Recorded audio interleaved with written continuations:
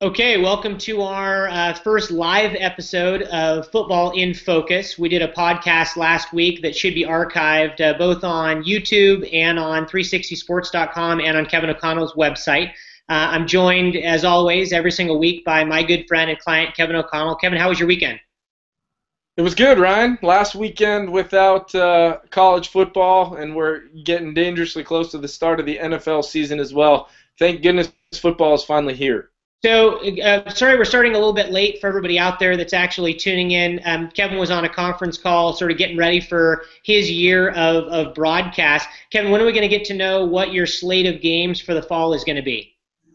Well, I can give you the first 3 weeks of the season. We'll be doing games for CBS Sports Network. Actually was on the phone with new Bowling Green head coach Dino Babers, who in the NFL world, his name's been thrown around a little bit because of his connection to obviously Jimmy Garoppolo last year at Eastern Illinois, and spoke to coach for about an hour and then got a chance to speak with some of his assistant coaches as well.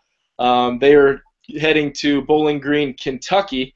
A lot of people don't realize that there's a Bowling Green, Ohio, as well as a Bowling Green, Kentucky. They're heading there for the Battle of Bowling Green against Western Kentucky on Friday night on CBS Sports Network. And then moving forward, anytime Army has a home game, myself and Ben Holden, play-by-play guy with CBS Sports Network, will be on the call as well for that. As we get moving forward into more hangouts here and football in focus, we'll get the schedule, and people will probably be tired of hearing about where they can find me each and every Saturday or Friday in this case for this week. But Ryan, I appreciate you taking the time, and hopefully each and every week when the conference calls are that good and Coach Babers he's given us a lot of really good nuggets to use for the broadcast, it's hard to hop off early.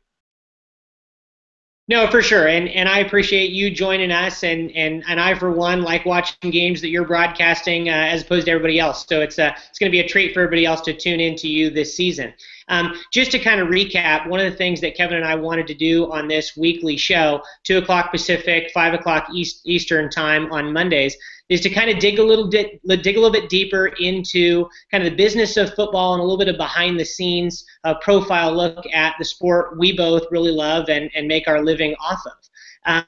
One of the things we talked about last week were quarterback battles throughout the NFL and how there were 3 rookies drafted in the first round that I know fans out there are clamoring to get to see play on Sundays. Doesn't look like any of those 3 are going to start the season. First time since I think 2007 that a rookie is not starting a game to start the season. For Teddy Bridgewater, Blake Bortles, and your guy Johnny Manziel, is that good for them? Is that good for their development? I think that's the question right now, and everybody sees the shiny examples of Russell Wilson and obviously somebody in Andrew Luck and some of the other rookie quarterbacks that have been kind of thrown into the fire right away.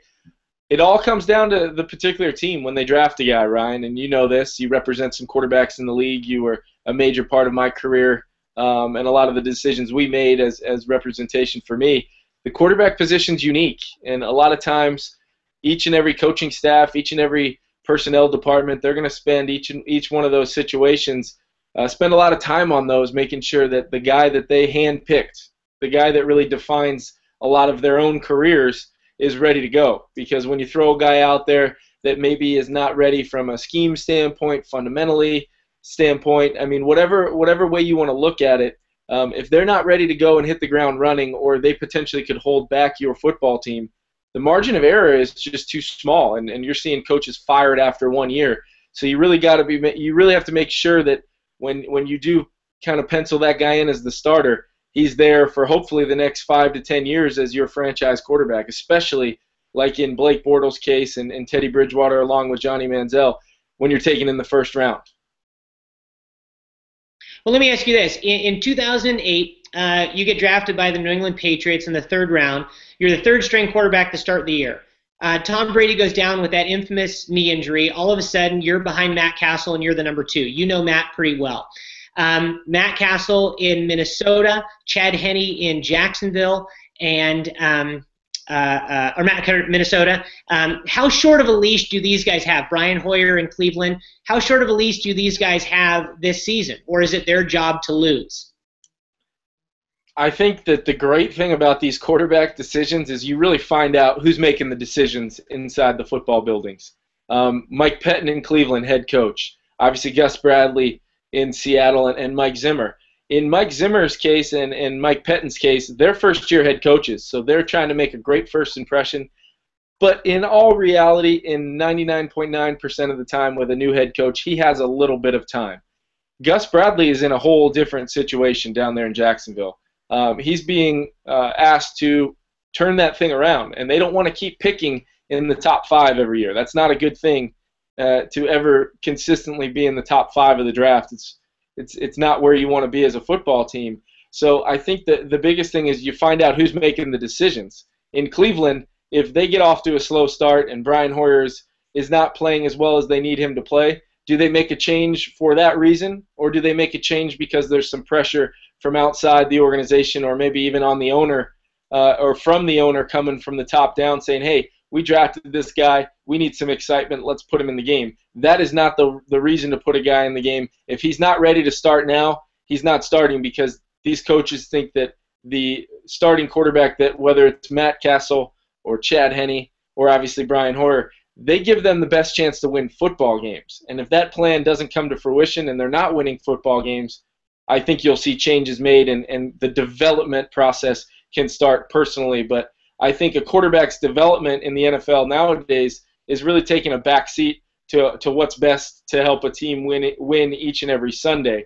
The years of Peyton Manning or Andrew Luck going out and throwing a lot of interceptions, and it's viewed as a learning situation or a learning year, I don't think you're going to see that a ton unless the guy is exactly that guy. And both Peyton Manning and Andrew Luck being the first pick in the draft, they were going to have a large margin of error there. But I think you're going to see guys really groomed for the position unless they're ready to go from day one. Well, let me ask you this, just to pick up on that thread. You know Matt Castle very, very well. You were obviously his backup in New England for that first year you were there. He came to your wedding. We played golf with him. Is this going to be a motivating factor for him to keep that job? Is he at the phase of his career where he's ready to help develop, help nurture a younger quarterback? What's his mindset going into this season? I think Matt's in a mindset where he understands he's got Norv Turner as his offensive coordinator. He understands he's got obviously a heck of a group of skill players led by Adrian Peterson around him. They've done some things to build up that offensive line. Kyle Rudolph at the tight end position, Cordarrelle Patterson at the receiver position. I think Matt's just excited to get an opportunity, and I think it's shown in his play in the preseason. He's been lights out, and he's getting to distribute the ball to playmakers. Hasn't really had a chance to get a lot of reps with Adrian Peterson yet, but we all know that there's 300 carries headed his way just coming up no matter what when the games start becoming real. So I think Matt views it as an opportunity to play really, really well, just like he did when Tom Brady went down and it really defined his career moving forward. Matt won 11 games as a starting quarterback, and he deserves to be a playoff quarterback that year. He was a playoff quarterback in Kansas City. There's nothing that says that Matt Castle can't go out and keep this job.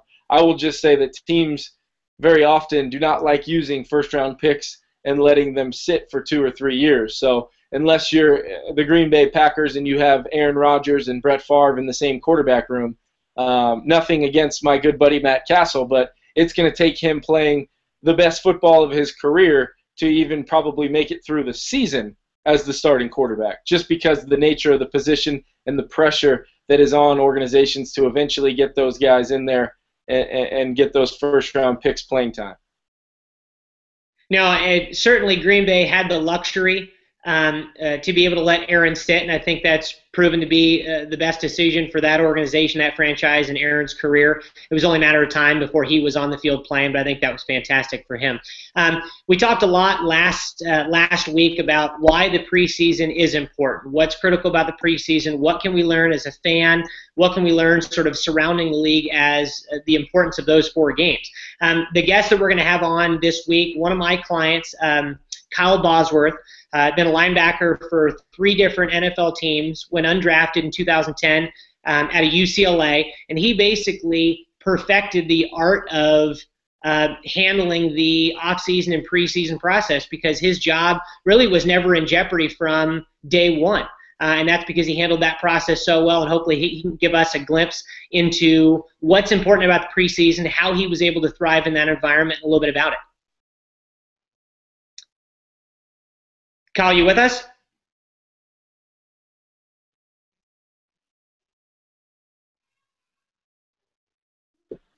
Hey Ryan, how's it going? Kyle, you with us? I'm sorry, the mute button was on there. That's okay. Technology has never been your forte. That's why you're a good football player. That's right, that's right. But yeah, to answer your question, I mean, preseason. Go ahead. No. I was just going to say you handled the preseason process like a magician. I mean, you from your very first year in Jacksonville, even though you went on IR, Del Rio came to you, I know, and said you were one of their top 3 or 4 linebackers going into the season, but they wanted to shut you down to take care of that meniscus. But you've handled the preseason process in such a wonderful way that your job's really never been in jeopardy. What did you do, and what do people need to know about that process from a player's perspective? Well, as in coming into the NFL as an undrafted rookie, I mean, you're already starting from the bottom. I mean, you were passed up by 200 and something plus players that were the top, the cream of the crop of the year. And even though you see guys pass and get drafted that you're better, or better, accolades or stats or whatever, you have some sort of drive in you that, hey, you have to work even harder now that you are already starting off so low, because teams didn't think that you had enough that they wanted to get drafted. So the way that I did it, I just looked at it as that every day you go in there, you're working. You're working for your job. You're working for the reason that you need to be there on that team. You need to be there for the 53-man squad come the first day of the opening day roster. Getting there early, staying there late on off days. You have to be there and doing as much as possible in the film room, in the workout, in the gym, working out, getting your body right. Like that rookie year I had a few injuries that I had to go through out in the preseason, that you just have to tough it out as an undrafted guy. You have only so many opportunities to where you have to take advantage of, and if you don't take those, by i.e. being out due to injury or not knowing the playbook, you can be on the streets quicker than you even had a career. So. Kyle, obviously, I wanted to. It's Kevin O'Connell, by the way. Yeah, and you were able.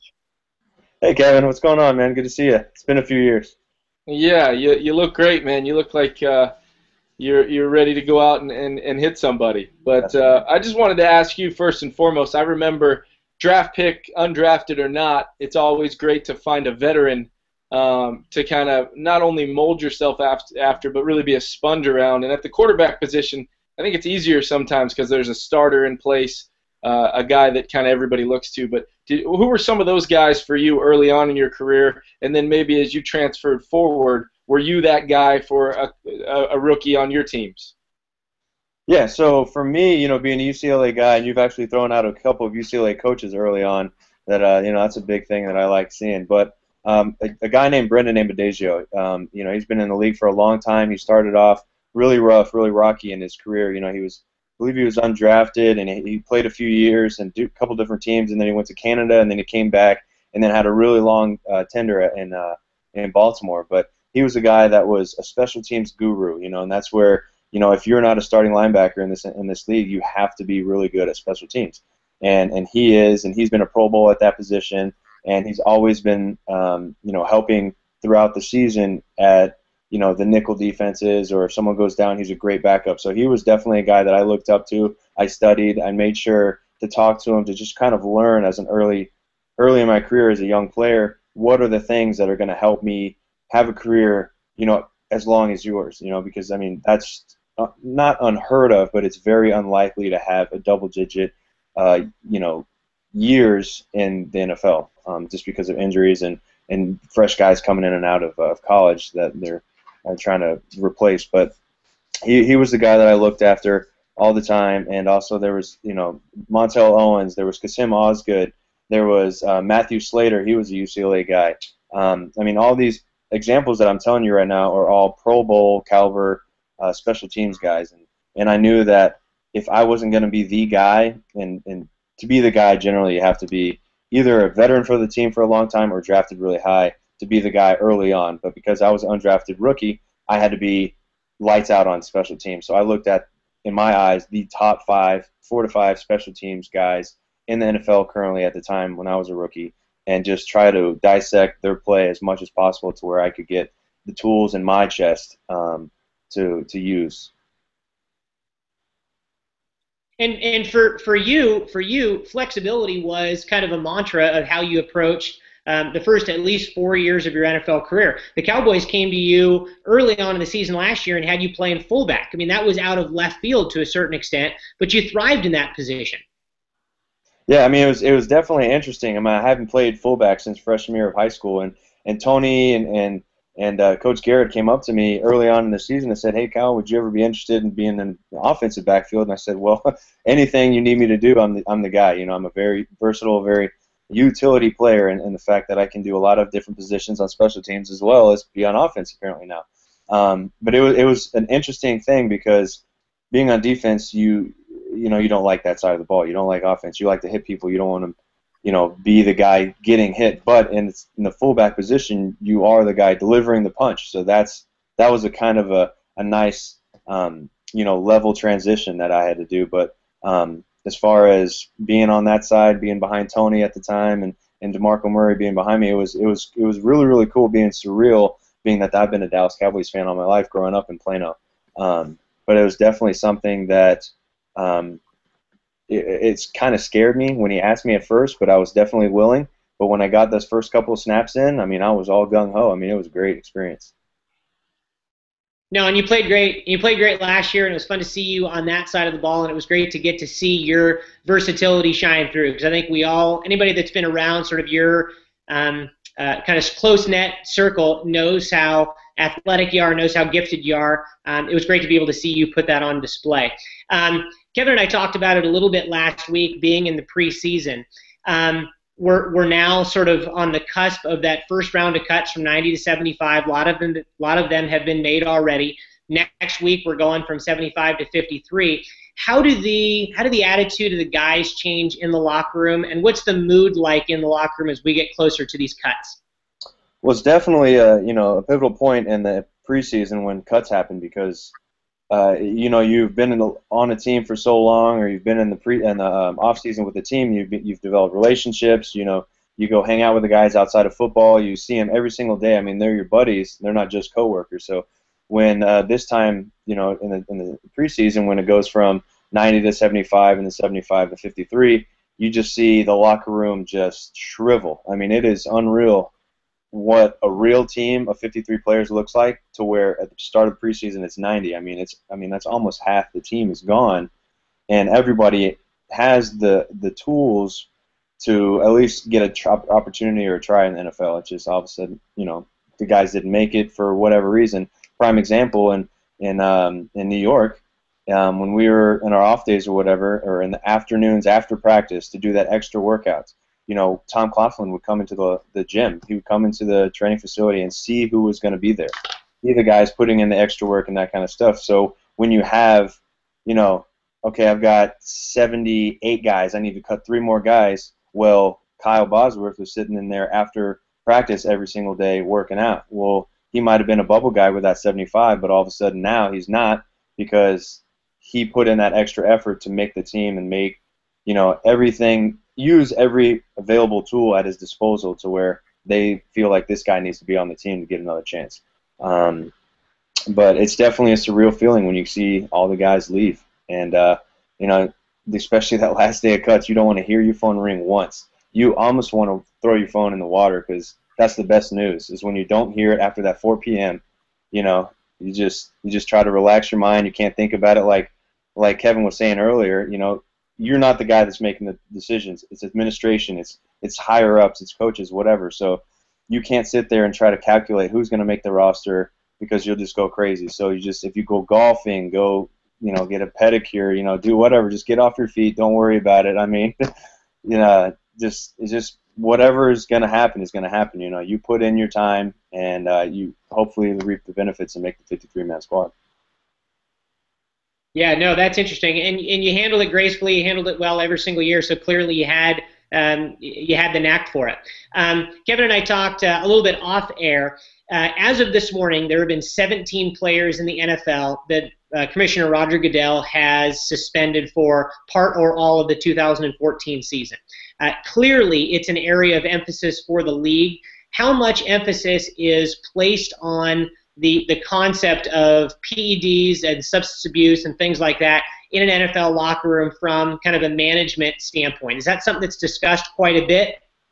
Yeah, I mean, early on, definitely, and throughout the year, everyone knows that you can get tested as many times as possible in order to not fail a test. But just there's so many things out there that make people big and strong and fast, and the league is already the elite of NFL player, of football players. And so when you get guys that are already good, and then all of a sudden start doing PEDs, it's almost like a lethal missile out there on the field because guys can die. I mean, that's a liability that the teams have. Players have, it's not really an assumed kind of risk when you think that you're playing against a guy doing the right things, and then all of a sudden he was doing PEDs or whatever, and now he's got a distinct advantage over you, and then you could get hurt. I mean, there's all these things that could happen with PEDs, and they definitely take a very serious role in trying to eliminate those from the game.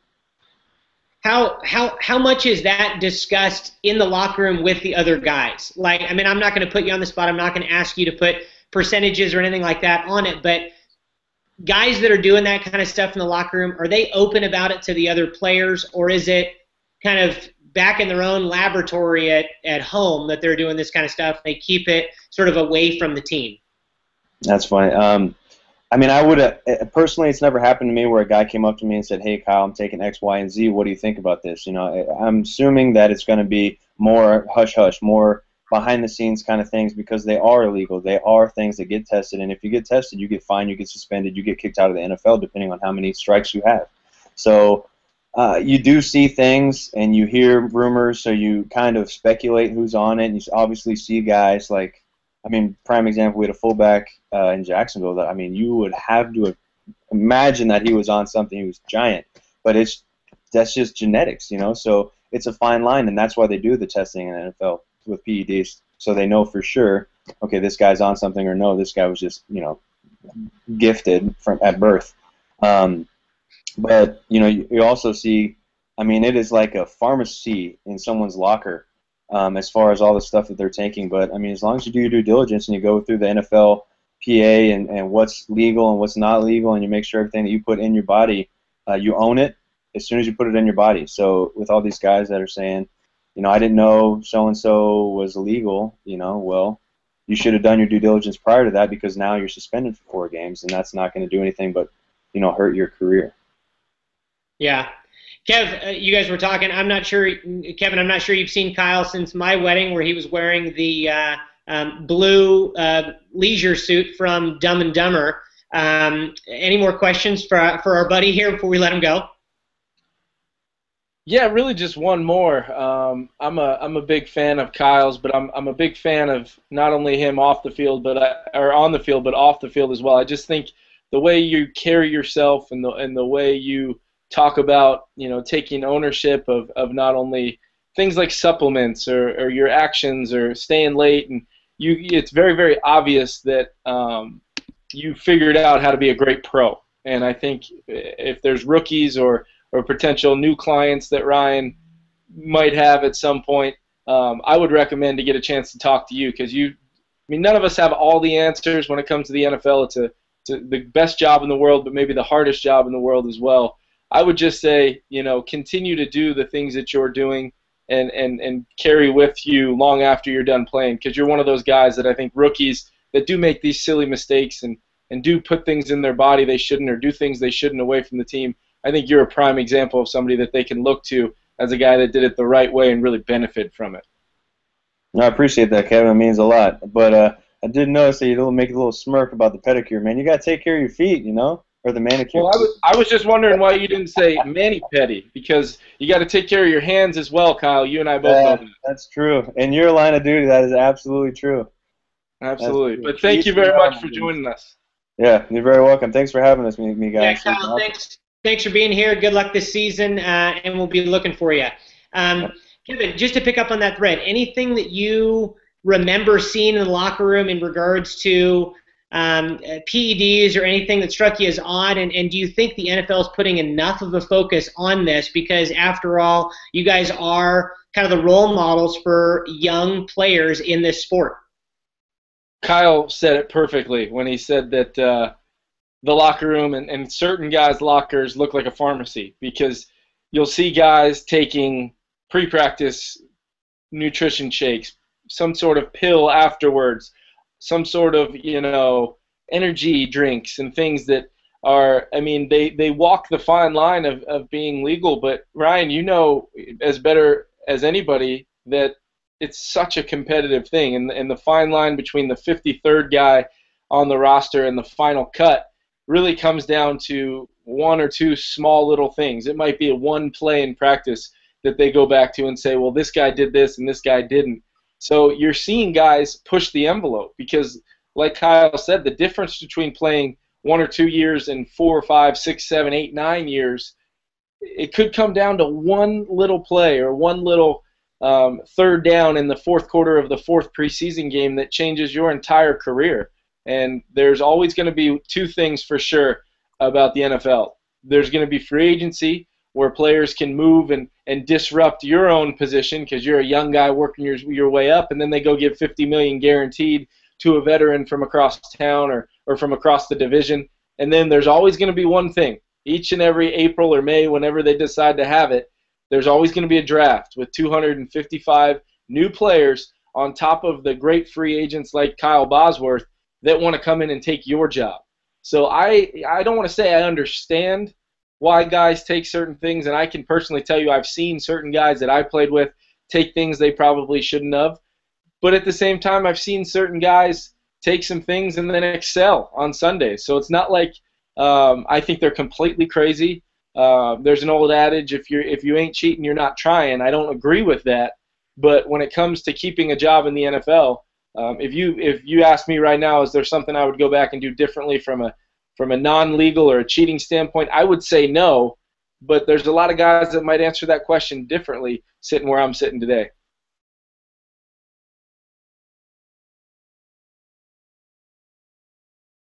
Yeah, no, that's fair. And I think anytime there's the kind of money that we're talking about available and on the line, and this is such a wonderful opportunity to make a living and to play a game that everybody loves and everybody's trying to kind of grasp a hold of the last few years of their career, I think people are going to cut corners. And it's just an unfortunate reality of the business. But we've seen with Major League Baseball, we've seen with the NFL, we've seen with NCAA, there is a concerted effort to crack down on this, and I think that's great. And anytime somebody gets busted for doing something that they shouldn't be doing, I applaud it because I think the game's getting just that much cleaner. And so all the efforts that are going into it, even if it means your fantasy player is out for a few games, or if it means that your favorite team's going to struggle for the first half of the season because your stud's out, it's for the betterment of the game, and I think that's a great step.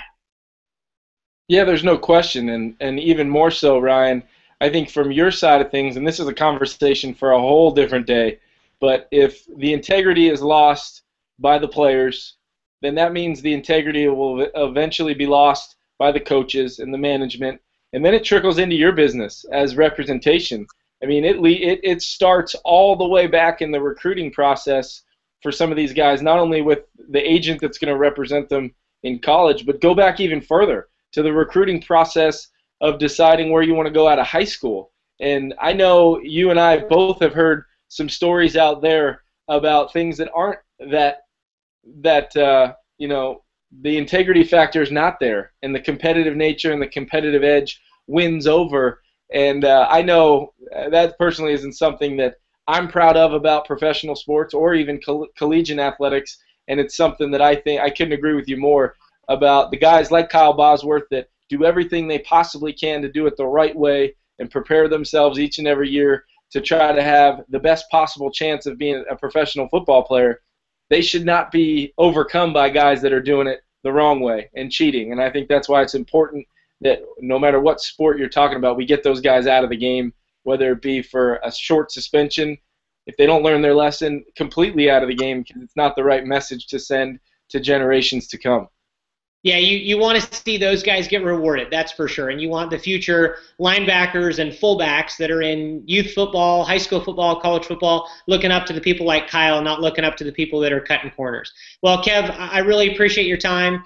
Just as a reminder, Football in Focus is going to be on every Monday, 2 p.m. Pacific, 5 p.m. East Coast time. Hashtag Football in Focus. You can find us on YouTube, and podcasts will be archived on Kevin's website, and 360 Sports. Appreciate your time, and good luck with the broadcast Friday night, and we'll see you Monday. Absolutely. Thank you, Ryan, and I appreciate you setting up having Kyle on. Can't say it enough. Great representation of not only you at 360 Sports, but also for all of us as former clients of yours. So thank you for doing that, and look forward to catching up with a lot more of your clients throughout the season. Thanks, bud. We'll talk soon. All righty.